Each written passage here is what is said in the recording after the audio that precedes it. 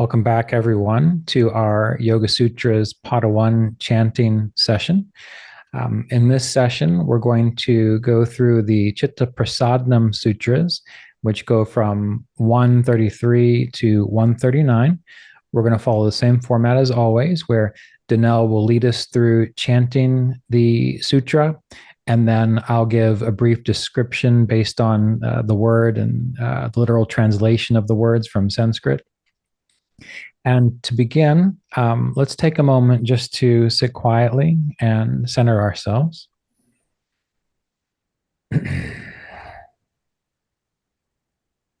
So remember, as we chant the sutras, as we consider the sutras, it's good to move our awareness into our body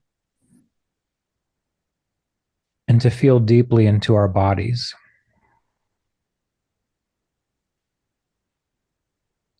So in your mind, on the inhale, you can mentally hear the syllable Om. On the exhale, again, you can mentally hear the syllable Om, as though it's vibrating through the body, sensitizing the body.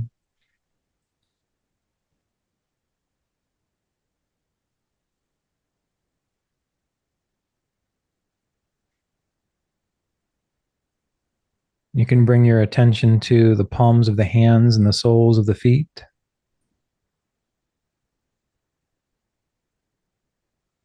Feeling the warmth, the pressure, any sense of energy or presence.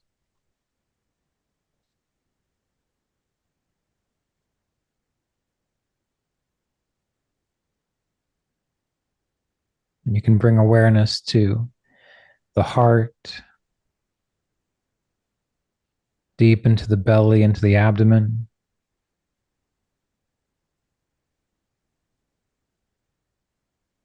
Feeling these sensitive areas and these fields of awareness within the body.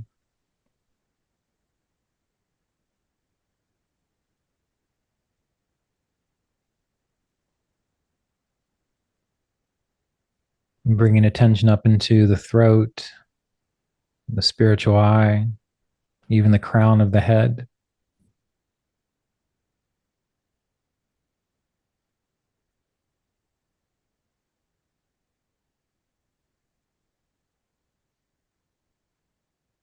On the inhalation, hearing Om.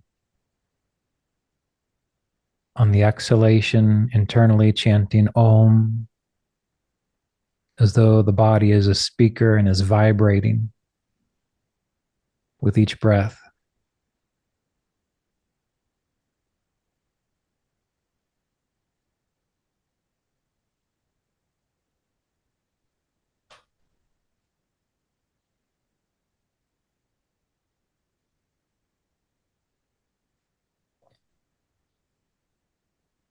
Now, as we go through this practice together, remember to keep your awareness in your body, in your hands and your feet and your heart and your belly, your spiritual eye center, as if you are feeling, listening with the whole field of the body.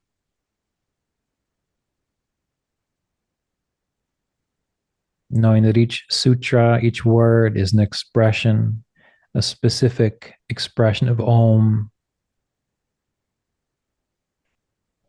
a shaping of Om.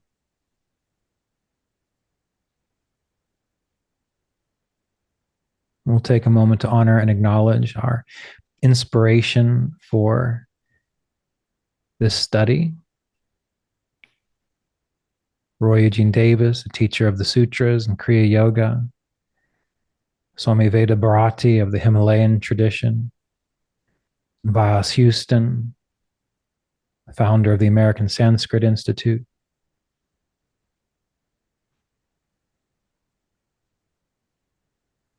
Honoring their work and their sharing in this field.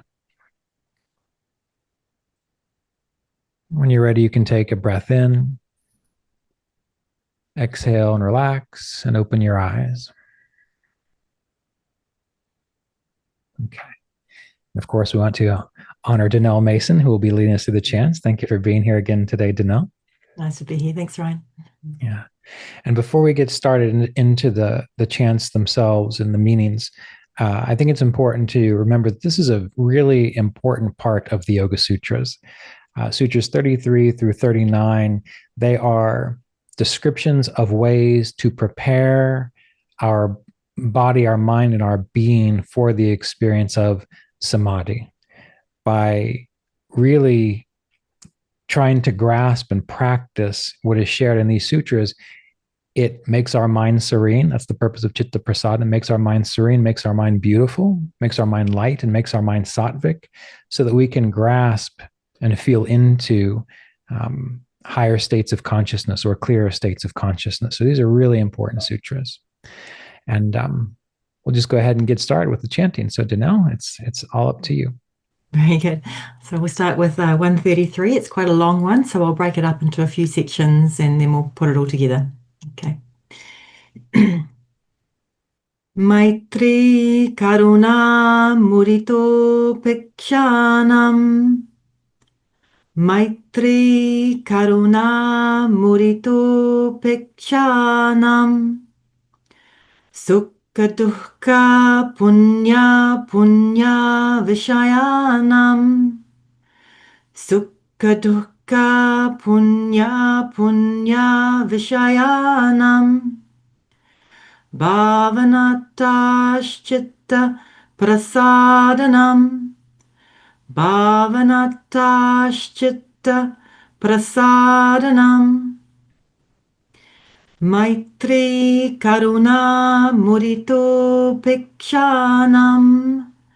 Sukha Dukkha Punya Punya Vishayanam. Bhavanataścitta prasadanam. Maitri Karuna Mudito Pekshanam. Sukha Dukkha Punya Punya Vishayanam. Bhavanataścitta prasadanam.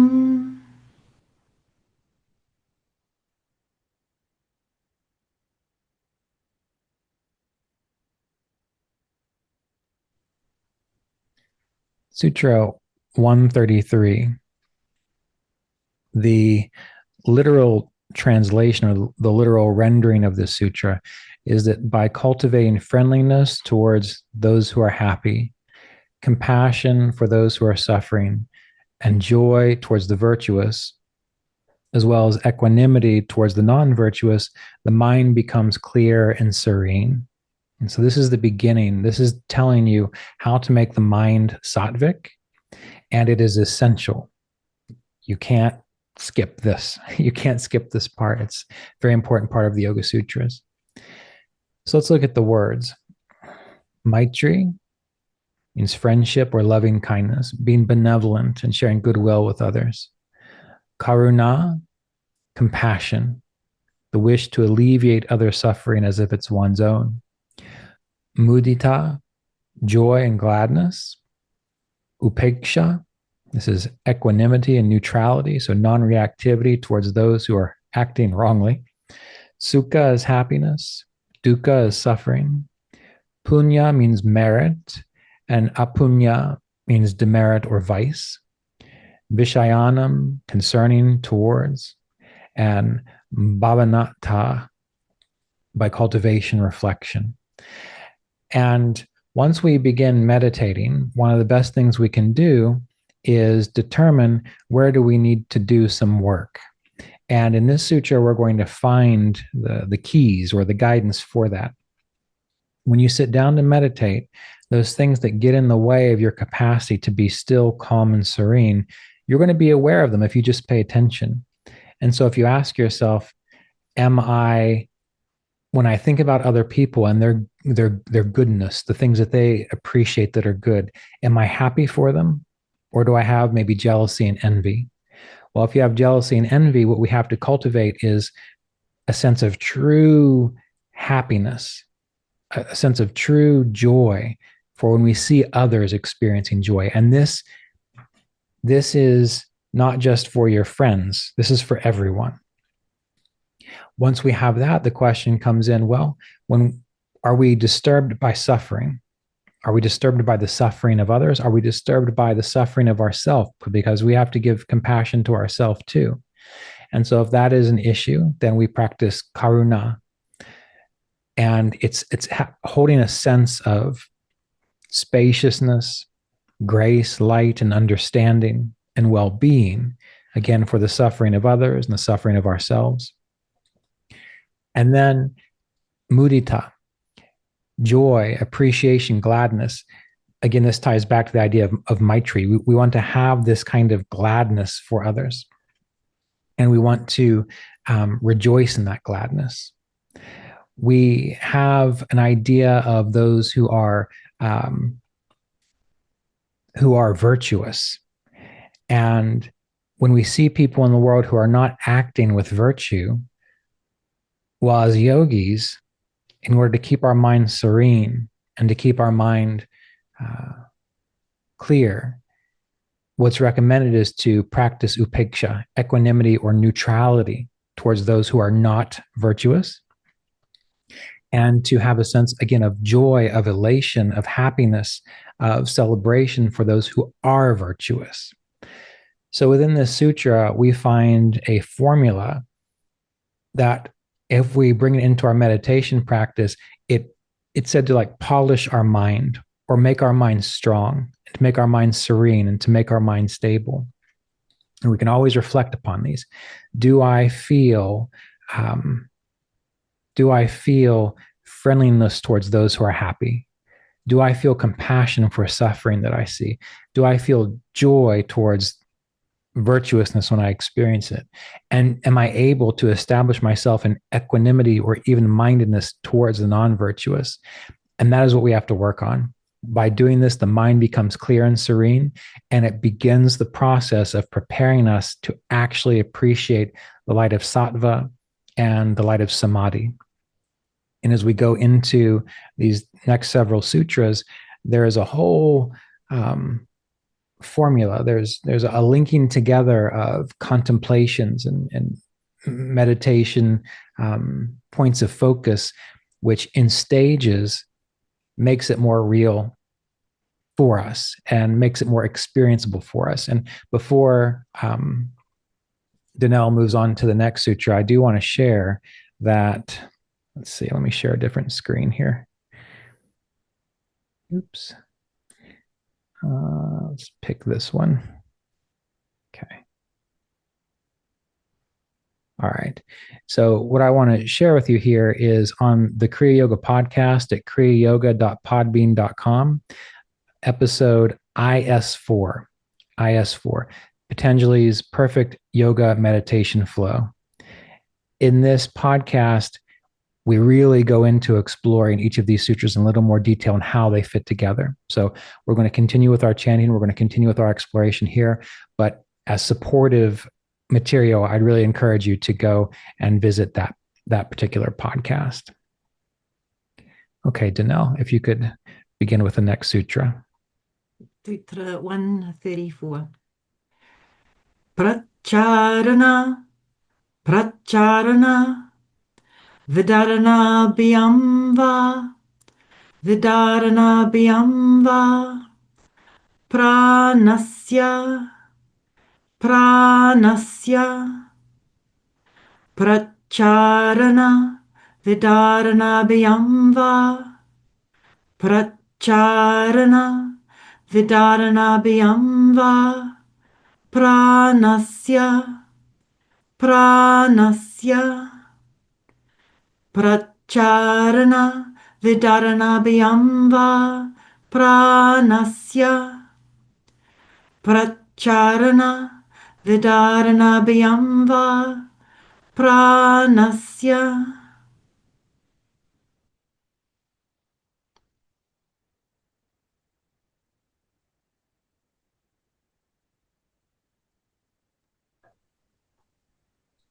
Our next sutra, 134. The literal translation is, or the mind is steadied by exhalation or retention of breath.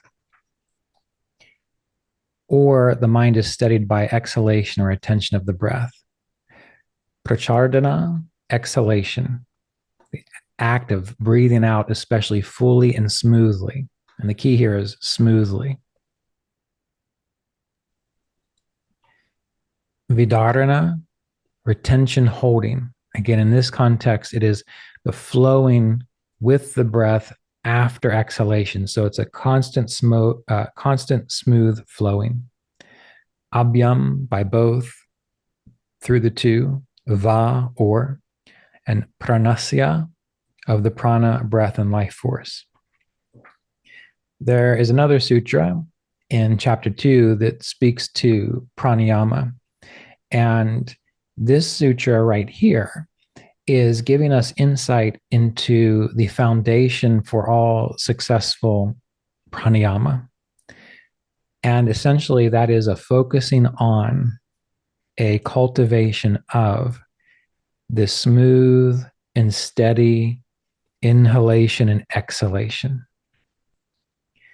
without sticking, without pausing at the bottom or pausing at the top. And by directing our awareness to this smooth flow of breath, making it long, extending it smooth, and then breathing back in long, slow, steady, smooth, this real smooth, repetitious wave-like flow, the mind also becomes stabilized. Now, the word va in there, it's often interpreted to mean that you can do this or the other things. And we have to remember that the chitta prasadana practice of the last sutra, that is essential. And what is coming now, this focus on breath, is it is an additional way of stabilizing the mind.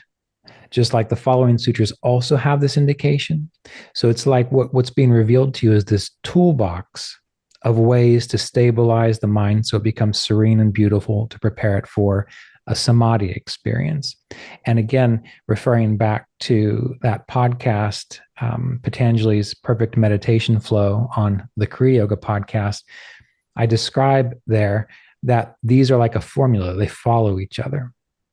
So once we have established ourselves in this chitta prasadana state from the last sutra, feeling friendship towards those who are happy, compassion towards suffering, elation where there is virtue, and neutrality where there is non-virtue.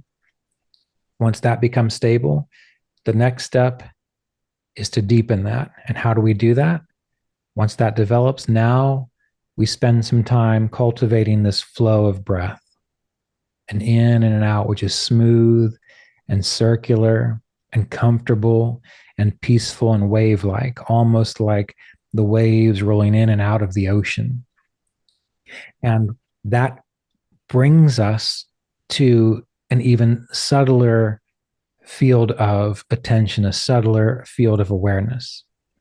And once we become comfortable and capable here, next we can go on to the next session. We can go on to the next sutra, and we can use the information from that next sutra to continue the process of deepening the experience. So let's go ahead and chant the next sutra and then explore it. Okay, Sutra 135.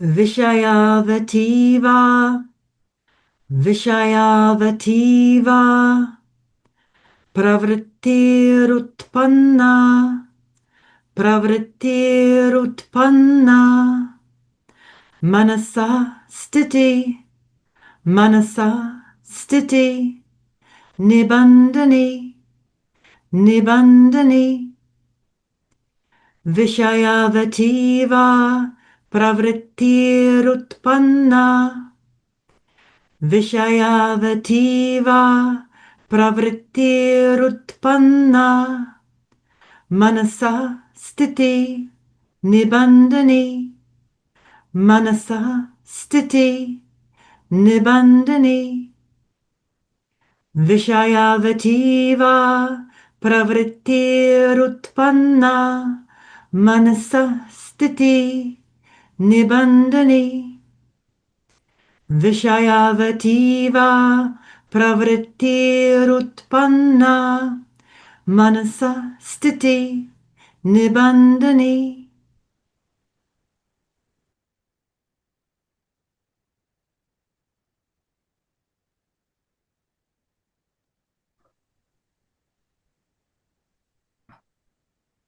Our next sutra, 135,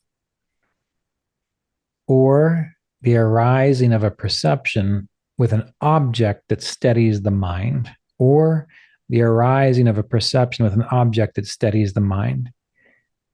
Now, this sutra is focusing us more inward on subtler sensations. And let's look at each word here. Vishayavati, having an object with a focus. And this is a direct sensory perception. It can be something that you see actually out there, but more importantly, it's something that you feel inside your field of consciousness. It's a subtler sense. Va, we know, means or, indicate another valid method. Pravritti, this is an activity or an arising of a perception. Utpanna, arisen, produced, coming into awareness. Manasaha, of the mind, refers to the mental faculty. Stiti, stability and steadiness. And nibandhini, binding, fixing. So what we're doing here is we are fixing our awareness on a perception. We're choosing a perception, a subtle perception.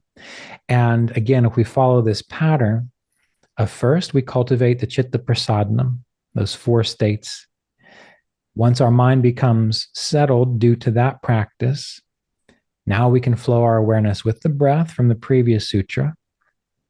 And this calms us down. This calms our nervous system down. This also makes us more sensitive to the prana within the body. And it is the prana within the body that helps to activate the senses and allows us to perceive. And so once we go through the previous sutra and we settle into that flow of awareness, now what happens is that what is unlocked to us or revealed to us are subtler sensations. And that's when you feel deeply into the body and you can just simply be aware of the sense of the tactile capability of the skin. Or you begin to feel and notice the warmth and the temperature changes within the body, or even the heartbeat. You are moving your awareness to a kind of very subtle, although alive and dynamic body awareness. Every time I talk about this, someone always says, well, that's just Vipassana meditation. Well, okay, we've got Vipassana meditation in the Yoga Sutras now too. But as we start to settle into this subtler feeling, again, our field of consciousness, our chitta, is becoming even more stabilized, even more internalized. And once again, this is preparing us for the next stage. And the next stage is related to Sutra 136. So let's go ahead and look at that one. Sutra 136. Vishoka, Vishoka, Jyotiṣmatī, Jyotiṣmatī, Vishoka, Jyotiṣmatī, Vishoka, Jyotiṣmatī.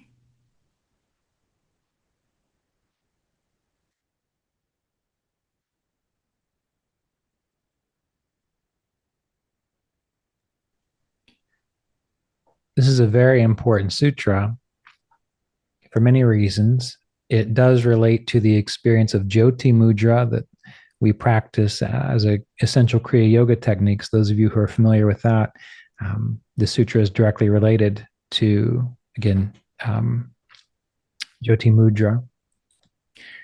But the literal rendering is, or meditation on the luminous state, free from sorrow. Meditation on the luminous state, free from sorrow. I believe, if I recall, I mentioned this way at the beginning of this course, that it'll be very helpful if we have a background in Sankhya philosophy to help us grasp this material in the Yoga Sutras. And the luminous state that's being referred to here is that part of your being which is extremely subtle. It exists within the antakarana, the inner instrument, and it is at the level or the range of buddhi or mahat, that layer of us, I guess you could say, that layer of us, which is radiant light.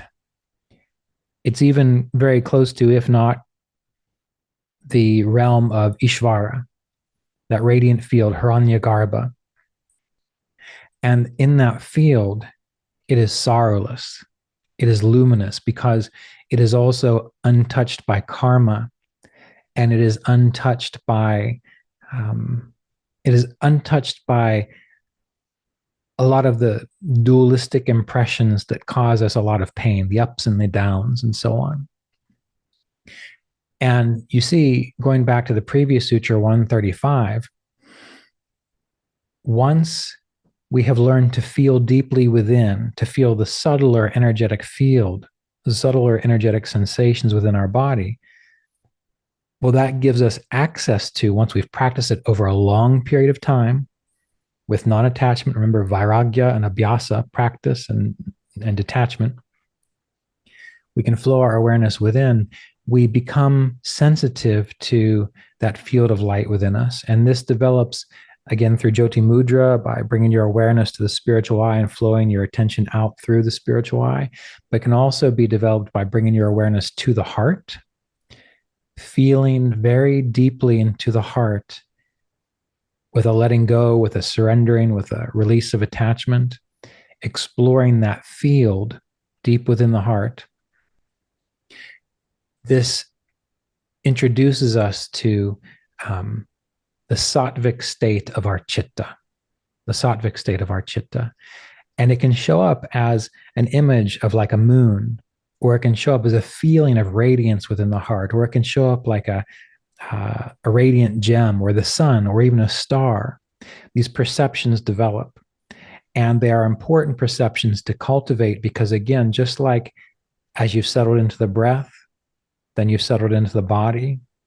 Now you can settle into these subtler inner perceptions. And these are not inner perceptions that are fantasy. We have to remember that since we're studying the Yoga Sutras, there is an understanding that you are psychologically well and balanced. There's an understanding that you have that capacity already. You've practiced the chitta prasadnam, where you've developed that psychological well-being. And so as these lights appear, as these inner radiant perceptions appear, they're not, they're pacific, they're very calming, they're very expansive, and so on. And it's said that once you focus on the breath and the heart and you feel deeply into it, the lotus of the heart, where it's normally facing down, begins to face upwards. And that's when it starts to more accurately or more powerfully, these are not really good words to use, but more accurately and more powerfully collect and reflect that light of pure consciousness, of the seer, of puruṣa. And so this is a stage. This is something that is revealed to you as you go through these steps. And we have a few more to go, but it's important to remember in this process, don't try to jump just to Sutra 136. Start at the beginning and cultivate the chitta prasadnam practice. Once you feel confident and calm and centered in that, then move into the breath awareness practice in the next sutra, and then move into feeling deeply into the body. And if you have trouble anywhere in this chain, in this link of contemplations, just go back to the one previous. And if you have trouble there, go back to the one previous. Eventually, you will build up such a foundation in each of these that they will build upon themselves, and they will naturally lead you deeper into this stabilization of the mind, which, as I mentioned, is preparing you for that experience of samadhi, the essential process within the Yoga Sutras. Okay, let's move on to 137. Okay. Sutra 137. Vitaraga Vishayam Va, Vitaraga Vishayam Va, Chitam, Chitam, Vitaraga Vishayam Va, Chitam, Vitaraga Vishayam Va, Chitam.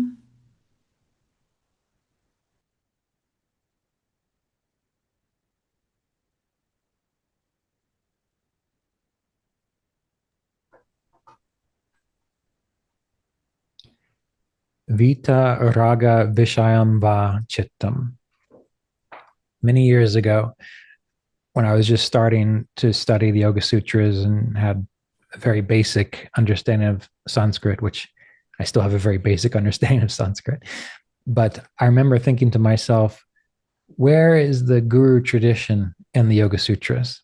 Meaning, where is it specified this connection to the guru lineage? And this is the sutra that reveals it. The literal rendering is, or steadiness is attained by the mind focused on one free from passion, or the mind focused on one free from passion. That's where steadiness is attained. So vita raga, free from passion without attachment.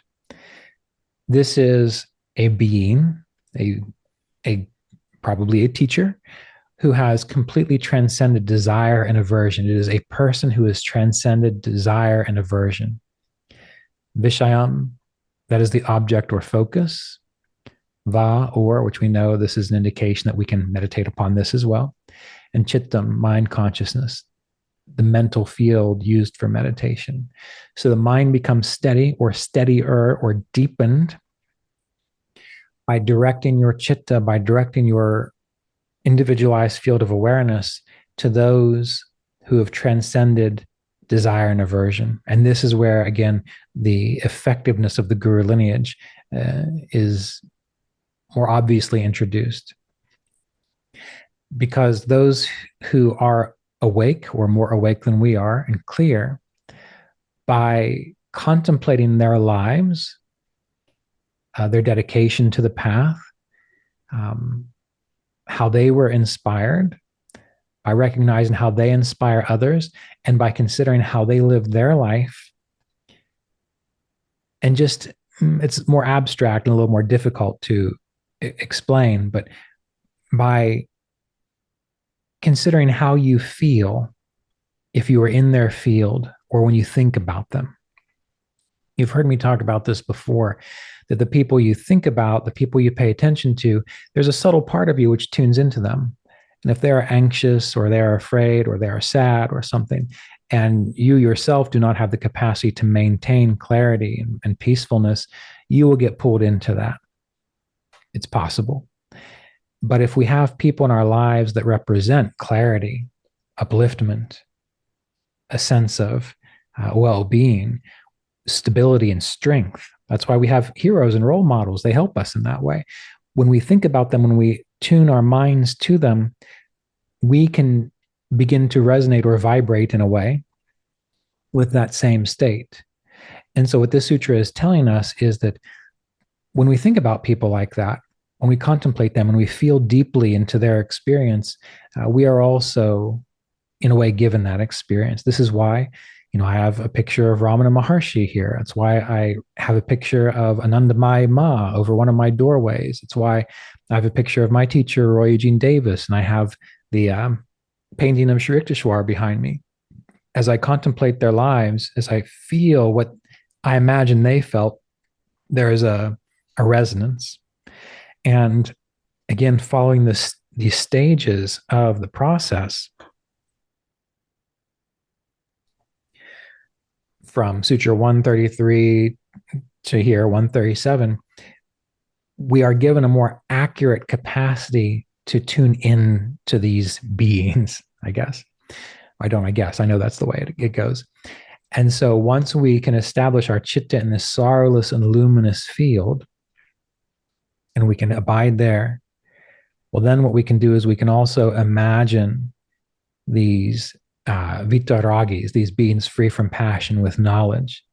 We begin to resonate, our field of consciousness resonates with them as well. And it's important to remember that in the lineage of teachers, which goes all the way back to Patanjali and beyond, Hiranyagarbha, the idea is that the teacher-student lineage is providing a link back to this clear, radiant field of consciousness, Buddhi, Mahat, Ishvara, and so on. And anytime we go through an initiation, a spiritual initiation with an authorized teacher in a lineage, the purpose of that is to reinforce and support this link to the teacher of even the ancients. And once again, by contemplating those beings, even Patanjali is a wonderful one, by contemplating their state of consciousness, this really centers our mind, and it also gives us a direct experience, a more direct experience of what it means to be established in a state of self-realization. So it's a very important step and stage within the process. Okay, let's look at 138. Sutra 138.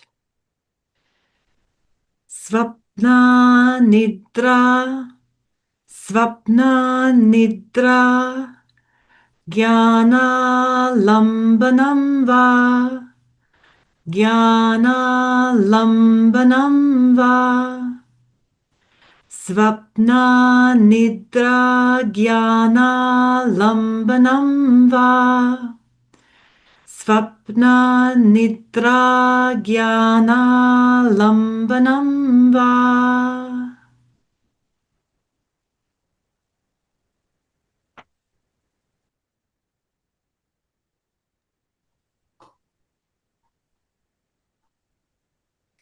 Another interesting sutra. They're all interesting, but this one has a neat furtherance of what we've been exploring. Svapna nidra jnana lambanam va, or steadiness is attained by meditation on the knowledge arising from dreams or deep sleep. There's many ways to interpret this. We're going to talk about one that I don't think I've mentioned a whole lot. But svapna means the dream state, the mental experience in the dream state. Nidra, sleep, the deep sleep state, sushupti, where the mind rests. There's a sense of absence because there's just a sense of stillness, deep stillness. Jnana, knowledge or awareness. Alambanam, alambana is a support. So anything that we use in meditation is alambana. It's an object of support. It's an anchor for meditation. And again, va means or, so another valid or alternative method. So this is describing two important points. Sometimes when we dream, as our chitta, as our mind field has become more stable, more attuned to the spiritual process, meaning it's more of a natural thing for us. We're always throughout the day consciously being aware of the fact that we are spiritual beings and that everything we do has an impact on our spiritual life. Well, eventually there comes a time when you have dreams that feel divine. You wake up and there is a sense of divine connection or a sense of divine rest. It can even be that you might have an image in your dream where maybe a concept or an idea or a vision of divinity as it's real to you, your Ishta Devata, appears or is part of the dream. And that's very important. And what this sutra is saying is that when those things happen, you can use them as points of focus. So, for example, there have been times when I have had experiences of Divine Mother in my dreams, and it was very vivid, very real. And when I woke up, I knew that it would be important to meditate upon that. Some say that when this happens, it is a reflection of just the momentum of your practice. Maybe you do lots of mantras to a particular form of divinity, or you have an image of divinity. And so what you're starting to recognize is that form, that image, due to your practice during daylight hours, has built up so much momentum that now it's showing up in your dream state, which is wonderful. There's that view, and that's still good. And there's another view that when these kinds of divine imagery, divine experiences occur within a dream, that is like a flow of grace from that aspect of divinity. Either way, when it happens, you can utilize it, you can remember it, and pull it up as a point of focus within your meditation to deepen the experience. And so this is where knowledge of what arises from the dream is important. And then where it describes or deep sleep, you can remember when you've woken up and you felt so peaceful and serene that you slept just so well. It was very nice. You were refreshed, you were rejuvenated, you felt very sattvic. And so when you begin meditating, after you become very calm and steady and still, you can just recall and remember that refreshed experience, that sense of deep peace, deep alert rest, that calm flow of experience from your deep sleep. You can meditate on that. And again, this is following a pattern. So once you have this capacity to connect with the vitaragis, those who are free from passion, well, now there's a subtle direction, an abstract direction, if it's possible, once it starts happening, to tune into these, again, subtle and abstract fields of your consciousness, these forms of divinity from sleep, from dreams, the form of well-being, the form of peacefulness from where you just woke up from a really deep, refreshing sleep. So it's a call towards exploring, again, a subtler phase of your experience. And it can be very helpful. It can be very helpful, again, to prepare you for that experience of samadhi, because you're not going to be able to flow into samadhi when you're stressed out or when you're overly tired and you don't feel refreshed. You're going to be more able to easily flow into samadhi when you have that natural sense of connection to your Ishtadevata, to Ishvara, how it is real to you. And that is an important meaning of this particular sutra. And let's go ahead and we'll move on to our final sutra for today, 139. Sutra 139. Yata bhimata, yata bhimata, dhyanadva, dhyanadva, yata bhimata, dhyanadva, yata bhimata, dhyanadva.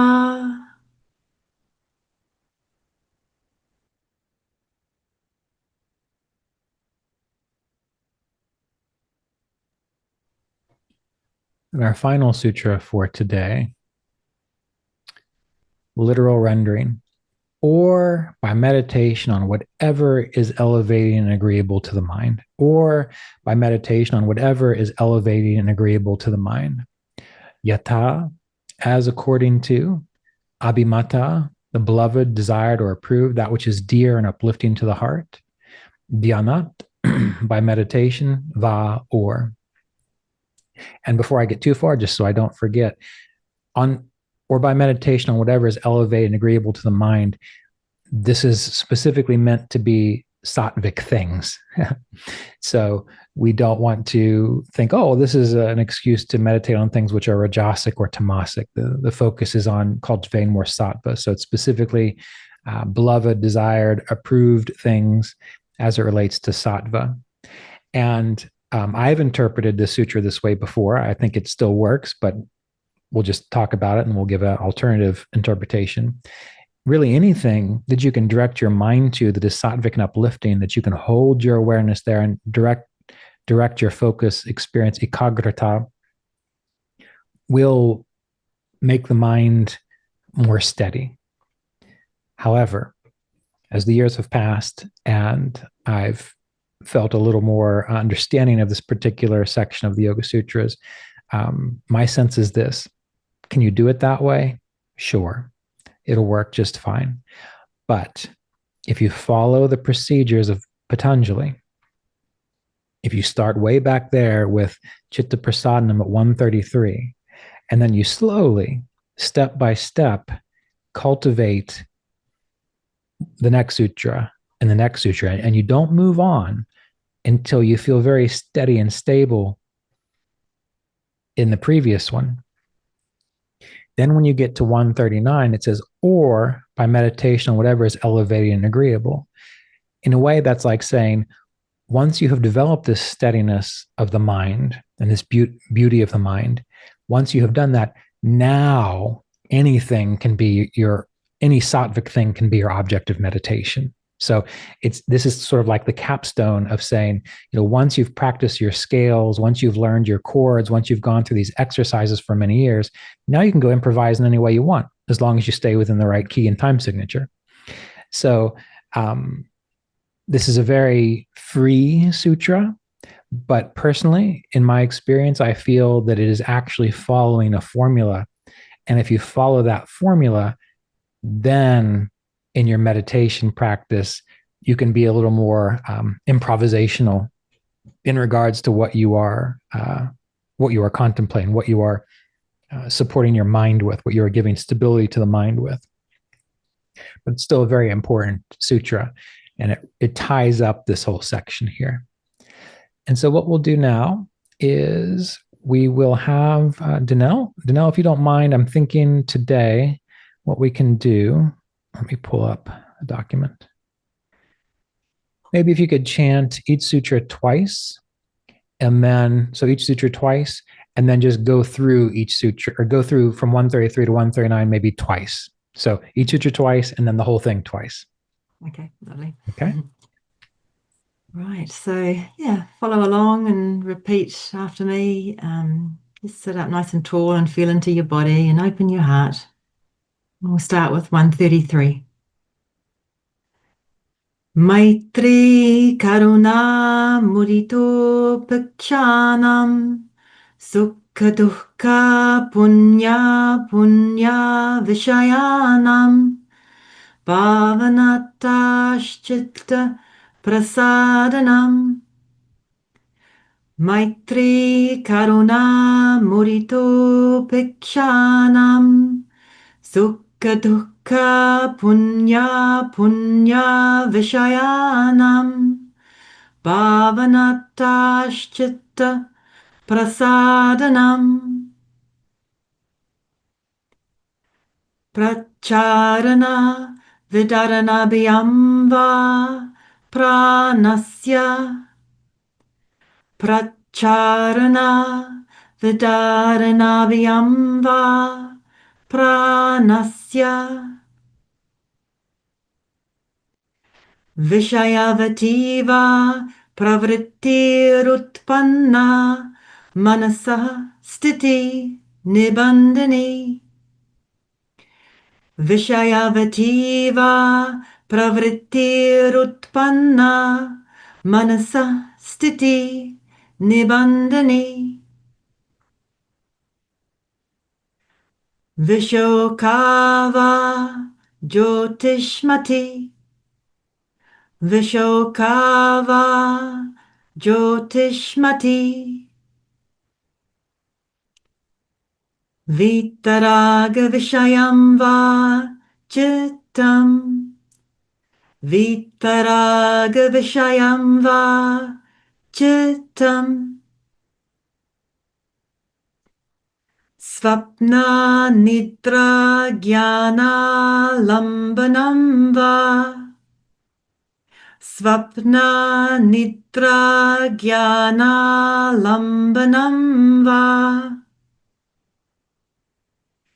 Yata Bimata Dhyanadva Yata Bimata Dhyanadva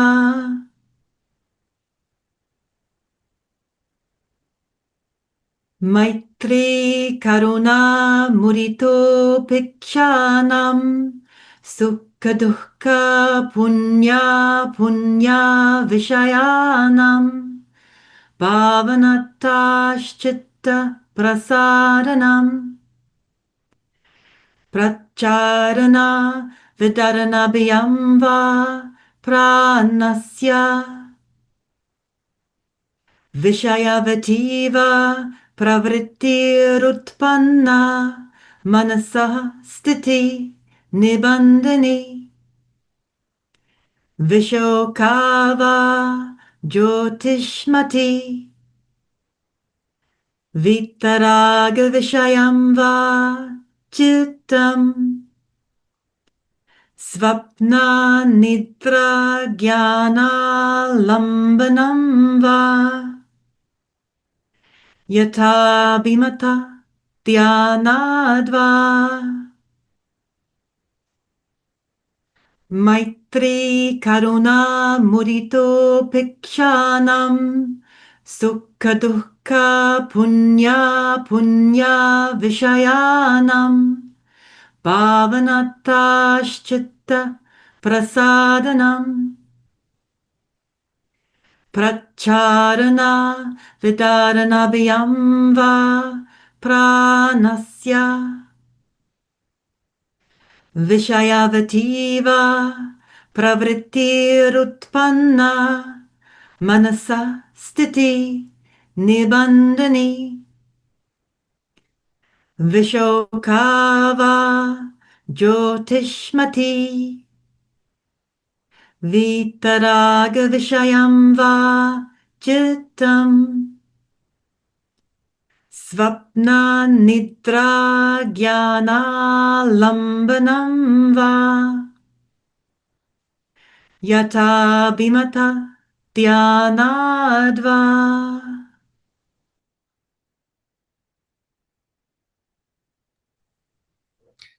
All right. Well, thank you all for tuning in again. I'd like to encourage you to study these sutras deeply, chant them, feel the vibration of them. And then once again, if you could refer back to the Kriya Yoga Online podcast, I believe it's Kriya Yoga Podcast episode IS4, it's Infinite Season 4, where I discuss these in a little more detail that'll help you to understand the process. But in the meantime, I want to thank you all for being here. And thank you, Danelle, for joining us. It's always a pleasure. My pleasure. Have a great week, everyone. All right. Om, peace. Mm.